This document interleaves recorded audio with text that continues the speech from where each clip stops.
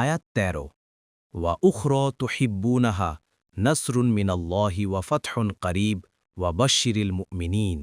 অনুবাদ, এবং তিনি দান করবেন আরও একটি অনুগ্রহ যা তোমরা পছন্দ করো, আল্লাহর পক্ষ থেকে সাহায্য ও আসন্ন বিজয়, আর আপনি মুমিনদেরকে সুসংবাদ দিন। তাফসির ১ নং ফুটনোটের বিবরণ। আখিরাতের নেয়ামতের সাথে কিছু দুনিয়ার নেয়ামতেরও ওয়াদা করে বলা হয়েছে, ওয়া উখরা তুহিব্বুনাহা নাসরুম মিনাল্লাহি ওয়া ফাতহুন করিব ওয়া বাশশিরিল মুমিনিন। অর্থাৎ তিনি দান করবেন তোমাদের বাঞ্ছিত আরও একটি অনুগ্রহ, আল্লাহর সাহায্য ও আসন্ন বিজয়, মুমিনদেরকে সুসংবাদ দিন। অর্থাৎ আখিরাতের নেয়ামত বাসগৃহ তো পাওয়া যাবেই, দুনিয়াতেও একটি নগদ নেয়ামত পাওয়া যাবে, তা হচ্ছে আল্লাহর সাহায্য ও আসন্ন বিজয়। এর অর্থ শত্রুদের ওপর বিজয় লাভ।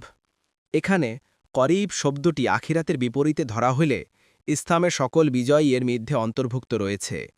আর যদি প্রচলিত করিব বা আসন্ন ধরা হয়, তবে এর প্রথম অর্থ হবে খাইবার বিজয় এবং এরপর মক্কা বিজয়।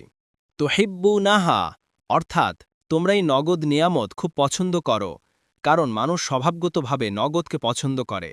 পবিত্র কোরআনের অন্যত্র বলা হয়েছে, ওয়াকানাল ইনসানু আজুলা, অর্থাৎ মানুষ তড়ঘড়ি পছন্দ করে। সূরা ইসরা আয়াত ১১।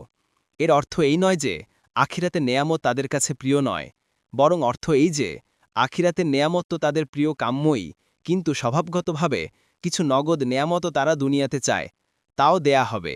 দেখুন ফাতহুল কাদির মুয়াস্সার বাগবি।